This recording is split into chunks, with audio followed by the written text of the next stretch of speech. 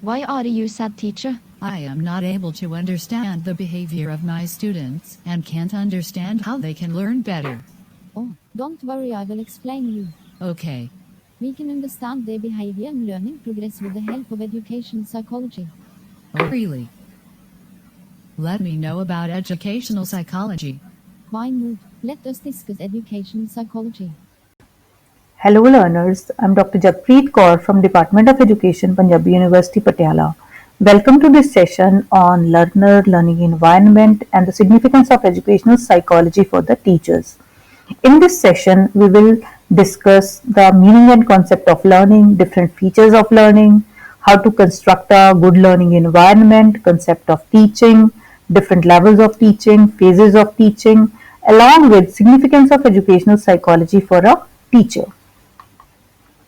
It is important for a teacher to know about learning, its concept and meaning, because teaching is not complete without learning.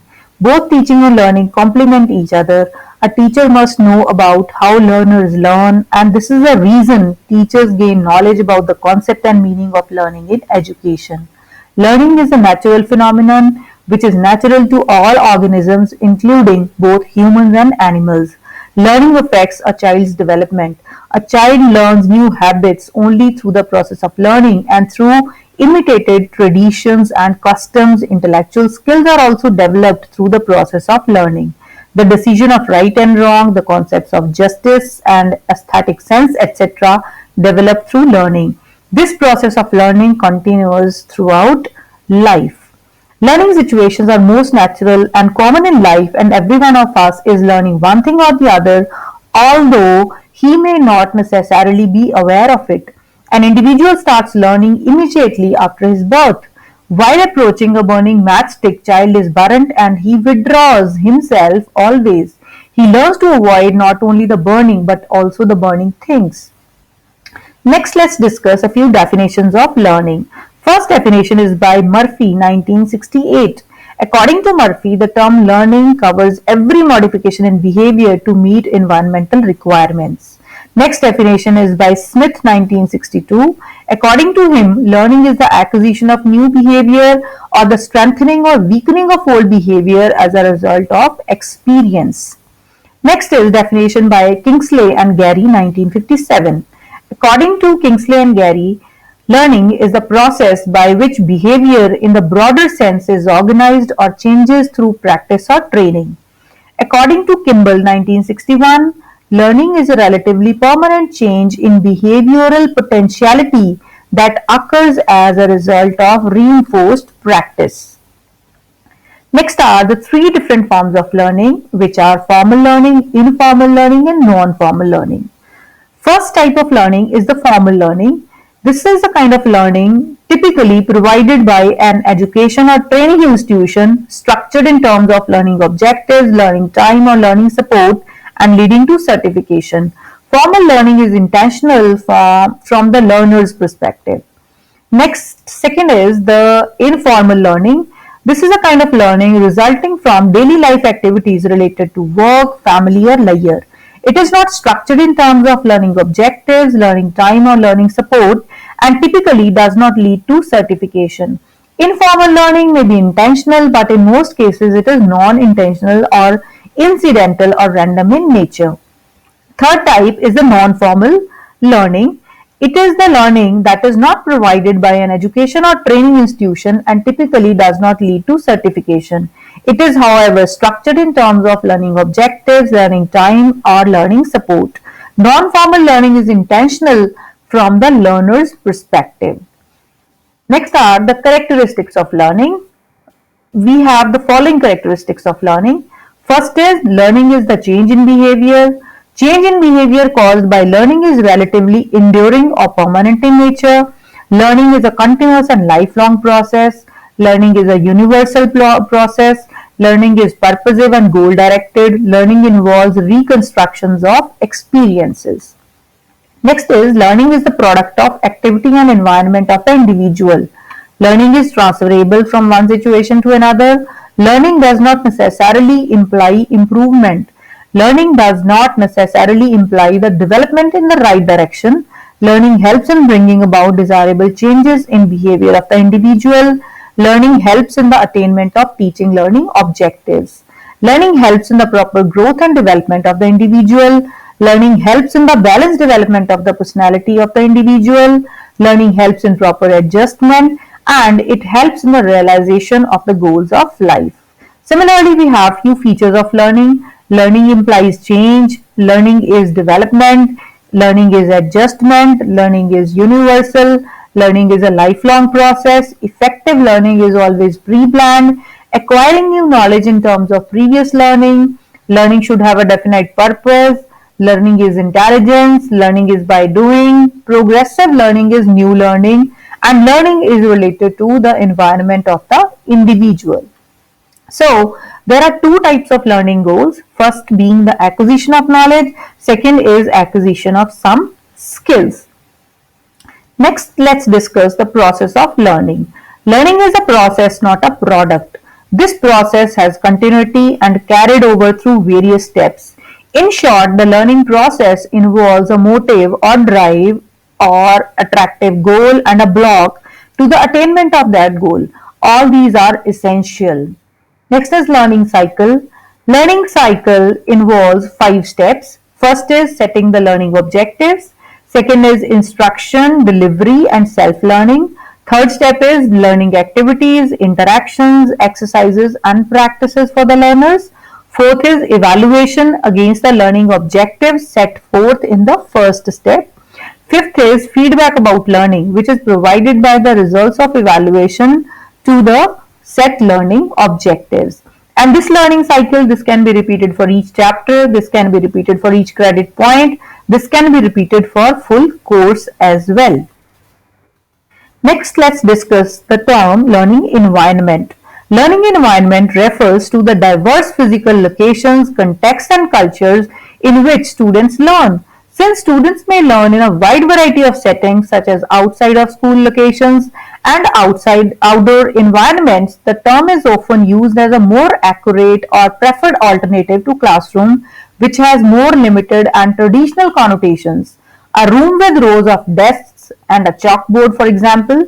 The term also covers the culture of a school or class, its presiding ethos and characteristics, including how individuals interact with and treat one another, as well as the ways in which teachers may organize an educational setting to facilitate learning of the learners. Next are the components of an effective learning environment. Developing a total learning environment for students in a particular course or program is probably the most creative part of teaching. While there is a tendency to focus on either physical institutional learning environments such as classrooms, lecture theatres and labs, or on the technologies used to create online personal learning environments, learning environments are broader than just these physical components. They also include the characteristics of the learner, the goals for teaching and learning, the activities that will best support learning, the assessment strategies that will best measure and drive learning, the culture that infuses the learning environment. So all these taken together constitute what we call as effective learning environment. Next is the concept of teaching and the teacher. A teacher is a person who helps people to learn. A teacher often works in a classroom. There are many different kinds of teachers. Some teachers teach young children in kindergarten or primary schools. Others teach older children in middle, junior, high and high schools. Next is the concept of teaching. In education, teaching is the concerted sharing of knowledge and experience which is usually organized within a discipline, and more generally the provision of stimulus to the psychological and intellectual growth of a person by another person or artifact. Next are the different phases of teaching. There are 3 different phases of teaching. First is the pre-active phase, second is the interactive phase, third is the post-active phase. Now let's have a look at the activities of the pre-active stage first. In pre-active stage, teacher plans teaching for providing knowledge to the students. In this stage, all the activities of teacher are included which he does before entering the classroom. This stage is also known as the planning stage of teaching. In this stage of teaching, teacher selects the teaching plan and employs it so that he could achieve the intended goals. At this time, teacher thinks to make his teaching organized and successful. Related literatures are studied and others are discussed. Hence, it is also known as the conceptualization stage of teaching. Second stage is the interactive stage. This stage includes all those behaviors, activities, or things done between the time of the teachers entering the classroom and the time when the lesson or subject content has been delivered by him. In this stage, teacher and students are face to face to each other. Teacher gives verbal and non-verbal inspiration, explains different facts of the lesson, asks questions and tells the answers to the students. In addition to this, he helps them to achieve their goals. In this stage, teacher implements the already prepared teaching. The teacher uses a variety of teaching approaches, array compositions, teaching tips to actually formate the teaching preparation done in the pre-active stage. The third and the last stage is the post-active stage. It is also known as the evaluative stage of teaching. In this stage, teacher evaluates the task learned after teaching has been finished. Evaluation is based on the instructional objectives set forth in the first stage, that is planning stage. For evaluating, various evaluation methods are used by the teacher. Next is the concept of levels of teaching. Teaching is a process of completing various tasks in the classroom which has a goal to motivate the students to learn. Teacher can make his teaching powerful by the effective use of recourses if teaching goals are very clear. Under the circumstance of teaching process, content is an important approach without which teaching is not possible. Teaching approach may lead the same content to thoughtful situation from a thoughtless situation. Therefore, the circumstances of the teaching process on a continuous sequence of thoughtless actions can be divided into different stages or levels. In other words, the whole teaching process can be divided into three levels, which are memory level, understanding level, and reflective level. Memory level is the lowest level of teaching, understanding level is the intermediate level, and reflective level is the highest level of teaching. Let's have a look at teaching at the memory level first. Memory level teaching is thoughtless level of teaching. Such learning situations are developed at this stage that the student could easily memorize the contents being taught. At this stage, the emphasis is on recall and cramming. Meaningful and related content is easy to remember, while redundant objects are difficult to remember. Memory does not belong to cramming of equal facts and information. Even mentally backward child remember the things easily. The cramming memory gives the knowledge of facts, but it does not give them the understanding. Poetry readings, word meaning and their practice, forms in Sanskrit, tables, counting, linguistics, spelling, grammar, historical events, etc. are more effective on the memory level of teaching. Therefore, a complete rejection of memory level of teaching is not possible. Next level is the understanding level of teaching, which is also known as the thoughtful level of teaching. Understanding in the field of education is a very broad term. According to Maurice L. Bigge, uses it to explain the following 3 points. Understanding as seeing relationship, understanding as seeing the tool use of facts, and understanding as seeing both relationship and tool use of facts. It is necessary for understanding level teaching that memory level teaching has already been done. Or we can say memory level of teaching is the prerequisite for understanding level of teaching. Understanding level of teaching cannot succeed without memory level of teaching. At this level, teacher understands the generalization, regulations and facts and makes the learning process more meaningful, understandable and worthwhile for the learners. The third level, the highest level of teaching, is the reflective level of teaching, which is also known as the most thoughtful level of teaching. Thinking is as important to human development. At this level, teacher tries to enhance the thinking, logic and imagination in the students so that the students could solve their problems later through these approaches. At this stage, education involves both the memory and understanding level, or we can say memory level and understanding level both are prerequisite for reflective level of teaching. This level of teaching cannot be successful without the exposure of memory and understanding level of teaching. This level of teaching is problem-centered in nature.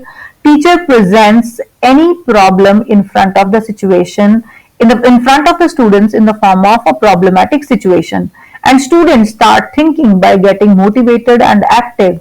This is fundamental thinking with a very critical approach. It is the teacher's responsibility to develop creative and critical abilities in the students by giving them the opportunity to develop their thinking behavior. Next is the significance of educational psychology to a teacher. That is, how the knowledge of educational psychology is useful to the teacher in the classroom. A classroom teacher wants to face the challenges of the classroom in an easy and effective way. It is possible if the teacher understands the qualities and nature of the child and human psychology.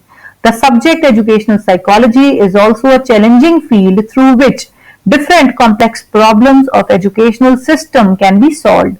The knowledge of educational psychology has a great relevance for the teacher because it helps the teacher to realize his objective of effective teaching and educating the students in a proper manner. The first point of significance of educational psychology for a teacher is understanding of the child. It has been rightly recognized that the teacher can truly teach the child only when he possesses the knowledge of child psychology, individual as well as collective. For example, the teacher must know how children think, what are their interests at various stages of their development, and how their energies can best be utilized for educational purpose. In fact, all modifications in the techniques of teaching are really the growing application of the knowledge of psychology to the process of teaching and learning. Next point is understanding individual differences. Previously, it was assumed that all children are more or less alike and therefore almost same speed of progress was expected from them. Moreover, it was also thought that the mind of the child is just like a clean slate and therefore anything could be written on it. Now, from the knowledge of psychology, we understand that there are marked differences among the children and every child is endowed with specific potentialities by nature which the teacher can only help to develop. In this lies a marked contribution of psychology to the process of education and teaching. Next is making use of children's instincts. Instincts are the springs of action. True education lies in the sublimation of the instincts. It is only from the knowledge of psychology that the teacher comes to know about the various instincts of the individuals and the ways and means by which these can be sublimated or properly channelized for the development of the pupils. Next is formulation of attainable goals. In fact, the formulation of the goals or objectives of education in the purview of philosophy are likely to set very idealistic goals which may be rather impossible to attain. Psychology helps to keep those goals within the reasonable and attainable limits. Thus, psychology helps the teacher to formulate realistic goals of education for the students. Next is providing knowledge about the laws of learning. Teaching can be defined as causing the children to learn. The knowledge of psychology enlightens the teacher about the ways and means in which learning can take place in the best possible manner. Thus, knowledge of psychology helps the teacher to devise such methods and techniques of teaching which are according to the laws of learning. Providing knowledge of potentialities of the child. Every child is endowed with potentialities which differ from individual to individual. Psychology helps the teacher to know and assess the potentialities of the individuals and guides them accordingly. Without assessing the potentialities of children, all efforts of the teacher will simply be misguided. Any program of education should in fact depend upon the correct estimate of the potentialities of the individual child. Providing knowledge of hereditary and environmental forces. An individual is a product of heredity and environment. Both play a prominent part in the all-round development of any individual. The knowledge of psychology helps the teacher about their relative contribution towards the development of an individual. Providing knowledge about rewards and punishment. Rewards and punishment are considered to be the important tools in the hands of a teacher to modify the behavior of the pupils. Psychology studies this problem in depth and enlightens the teacher about the respective efficacy of both. The teacher comes to know that only a judicious use of these is desirable. Rewards and encouragement definitely give better results. providing knowledge about mental abnormalities. The aim of education is the development of a balanced and well-adjusted personality, but there may be a number of causes which lead to mental abnormalities in the pupils. The knowledge about their causes may help the teacher to take effective measures to avoid or correct them. In this way, the knowledge of psychology is of great help to the teachers as well as to the students. Next is realization of the teacher's own role. Psychology sheds great light on the fact that the teacher's own attitude plays a fundamental role in the proper development and learning of the pupils. The teacher must treat the child's psychology in the light of the knowledge that has been provided by psychology to him. This will go a long way in realizing the objective of education. So it may be concluded it is educational psychology which can equip the teacher with necessary skills and competence to meet the various problems of the classroom successfully. The sound knowledge of educational psychology is quite essential for a teacher. So these are the various references that have been consulted for preparing this video lesson. So in this lesson, we have discussed the learner, the learning, characteristics of learning, features of learning. Then we have discussed teaching, different stages of teaching, along with levels of teaching. At the end, we have discussed the significance of educational psychology for a teacher. I hope you find this video useful to you. Thank you.